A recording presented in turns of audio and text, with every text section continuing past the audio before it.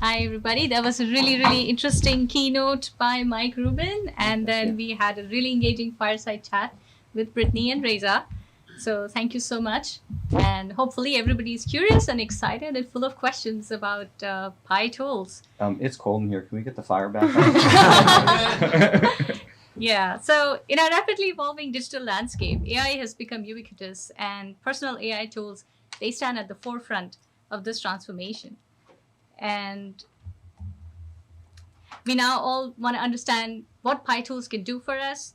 And we want to take the conversation forward, understand the broader impact, the challenges around them, and the cost for lab and infrastructure. How much is it all going to cost? My name is Deep Rastogi. I'm a longtime engineer turned product manager, currently employed at a leading media distributor. I'm a technophile. I love IoT, and I'm very excited about personal AI and how it can impact my life, hopefully for the better. I'm looking forward to an informative session with our esteemed panelists today. Please join me in welcoming them all as we go around the table and allow them to introduce themselves briefly. I think we're introduction weary. Yeah, we just had like too much. Okay, so we're gonna move on. So I don't have too many questions, and I tried to make a guess on the questions that audience would have. So I'm gonna put in some seed questions, but I'm really hoping you all will bring your burning questions and ask them as we go along this panel. I want it to be interactive, and this is really for all of us to ask what our personal questions are about personal AI. So I'm going to start with Brittany, since you've been delving so much into Pi. So what kinds of things can Pi do? I mean, I've heard so much about it. What can it really do for us? And what are some of the popular Pis that are out there already? Well, if you Google it, Google says personal AI today is the virtual assistants like Siri, Google Assistant, Alexa, Cortana. I personally avoid using those, so I can't really speak to them, but that's what they are. They use speech recognition, to speak recognition to make calls, open apps, things like that, automate your life a little bit.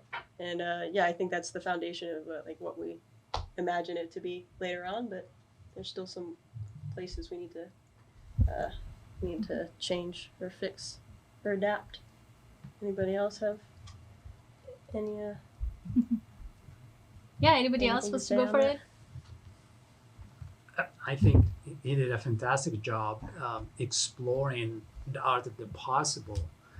Technology has gotten to a point where all our dreams can become true. We figured out the architecture, the software, the ideas, the plans.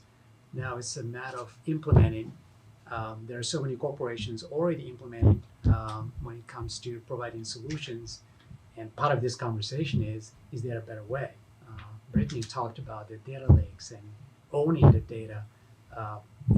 Those are some of the issues. I mean, to define what it is, I think we're still early on. We're presenting our own definition and what we think these tools should look like and behave like. What they will be in actual life, we don't know yet, right? So we're trying to join that movement and get ahead.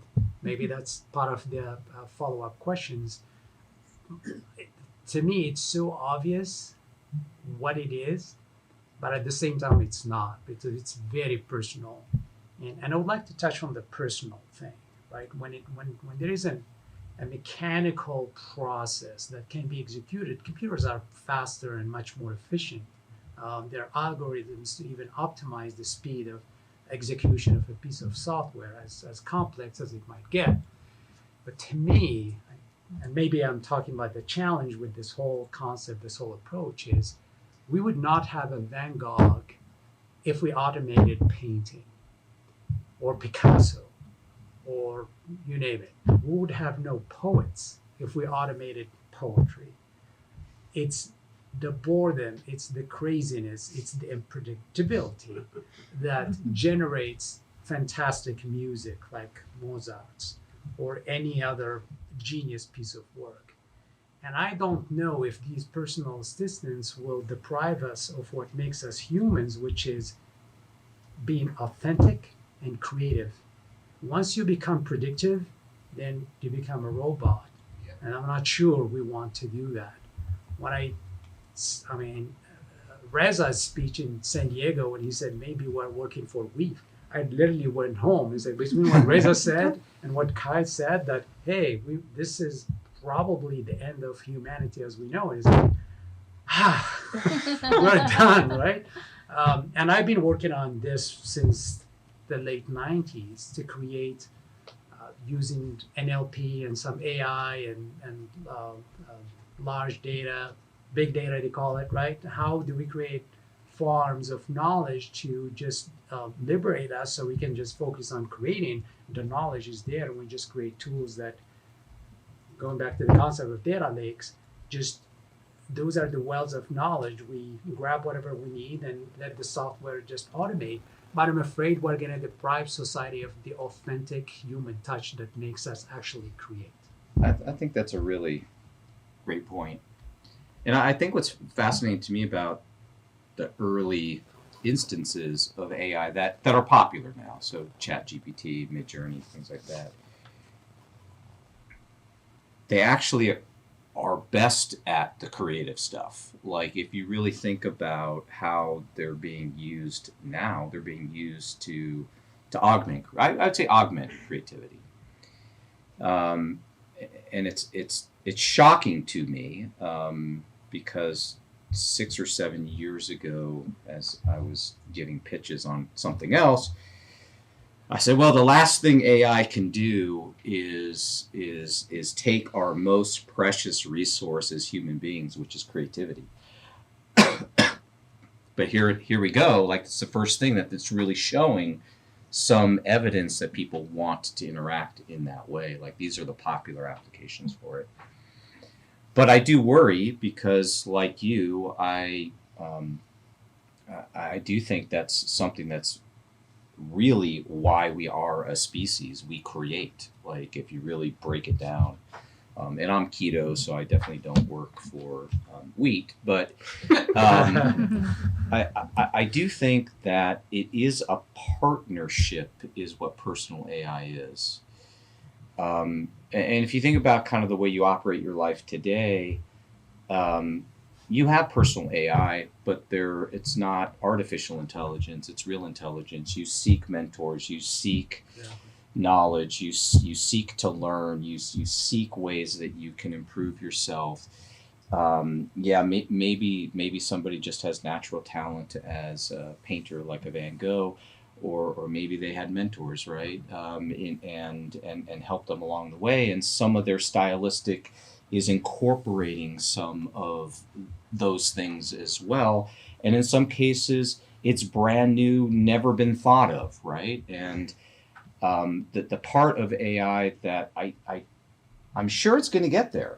I don't know how, but its ability to not just generate off of sort of like synthesis, but have unique and novel generation. And that's when it can become creative. Right now it's creating, but it's not creative. And I think the more that we help fashion it as our partner in our lives, and not a replacement to us, I think as a species we'll be better off. But the more it gets commoditized, like the more its ability gets commoditized, part of human nature is being lazy too. So, the less we will think. When's the last time you did math? Like really did math? Like I was part of that generation where the calculator came about. And there was panic. There was panic amongst, the educational system and society. Like, oh my God, our kids are, this generation, they're not going to know how to do math. And some of them don't. and a lot of them don't, right? Yeah. And I think... And we're still doing well. And we're still doing well. And I think ChatGPT in some ways is going to eliminate the need to write properly. The way I still can do long math, but the way that my children are never going to pull a piece of paper out and a pencil and figure out a math problem. So I don't know. I don't have a pessimistic view, but I think we are headed. That's why I say I think we're headed towards some new species. something different than we are today. So do you see any? Yeah. So do you see any impact to education and lifelong learning? So you've been with the calculator generation. You've seen how calculator impacted the way we studied, how we learned in school.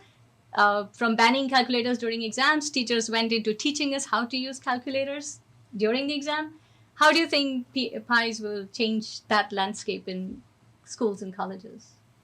Yeah, well, I was sort of, not to make a joke of it, but it's sort of like, I used to get called to the chalkboard, to basically reduce fractions or whatever. And I think what happens now is, enter your prompt.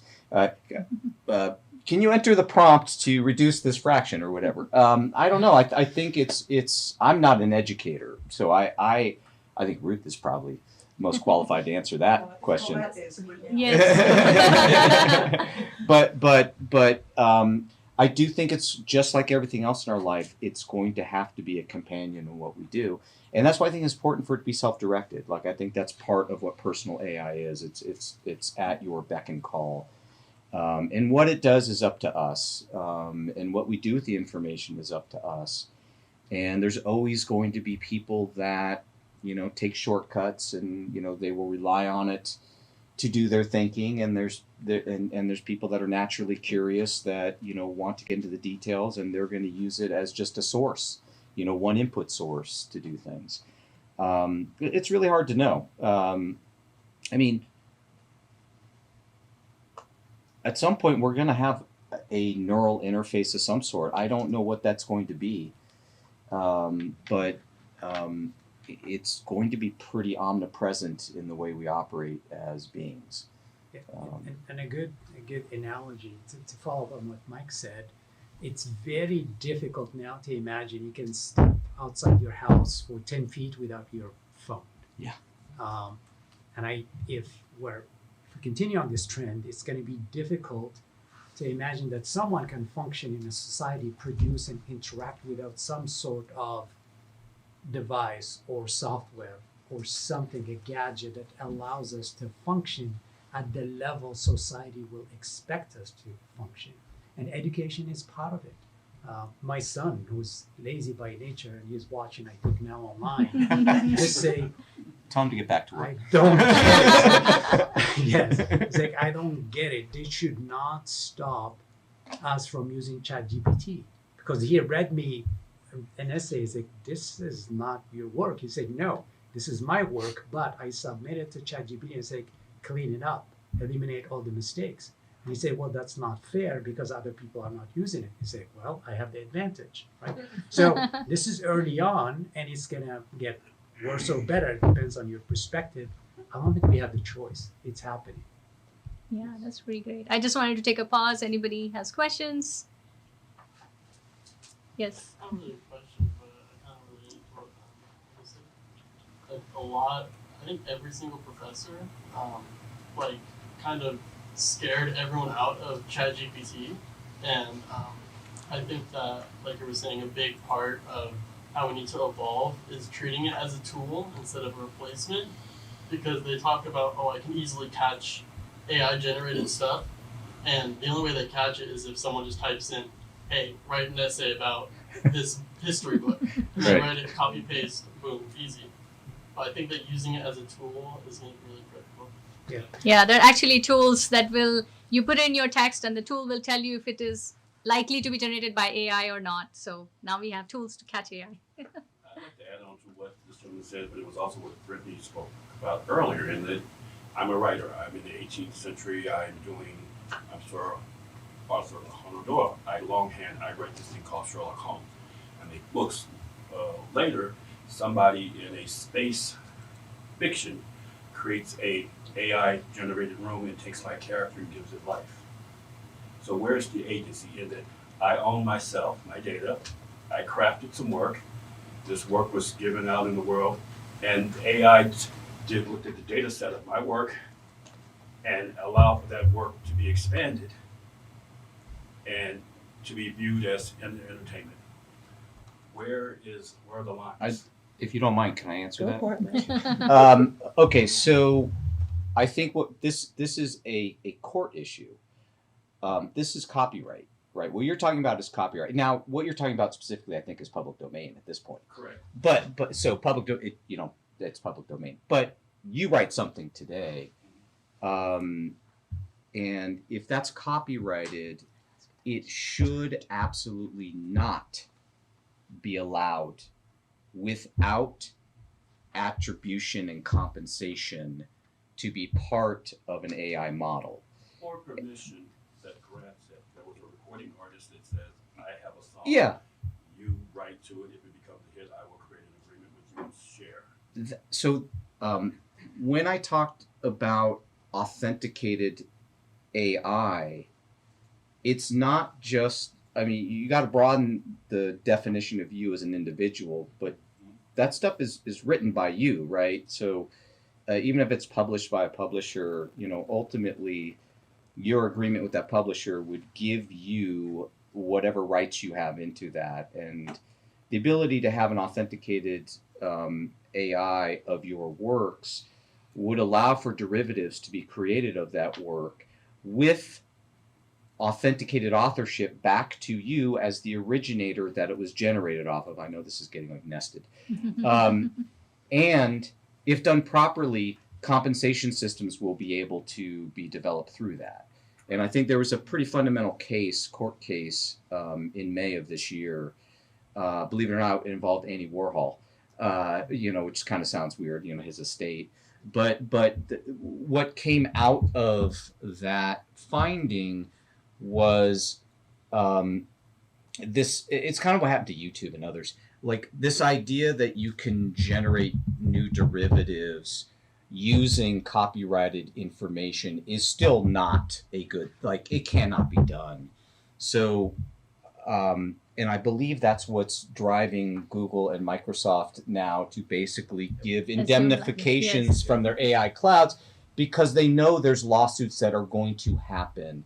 And that more than likely the case law is going to show that you cannot create AI models based off of copyrighted works without permission and licensing. That's why I think it's so fundamental, some of the things around these authenticated personas, in the ability for it to proliferate legally and properly. Like OpenAI and those Midjourney, they're just like lost. They're Napster. They're Napster. Their day of reckoning is going to come. How it's dealt with, I don't know. Yes. One thing to think about, an interesting thought exercise around that is, how is that fundamentally different from me reading? We have a policy section, so I do want to say we're running a little late, and I'm going to call the time chicken here. We're running a little late. We have a policy section with some Q&A coming up on policy as well. Perfect. Yeah, so I'll just wrap it up with one final question for Matt. I think we want to hear from him. No, thank you. Let's go on. We got Kai coming up next. Okay. All right. So thank you very much. We had a pretty interesting session. I think everybody wanted to speak. We pretty much ran short of time. We have one more panel coming up, and we would love to have more engagement, more questions in that. Thank you.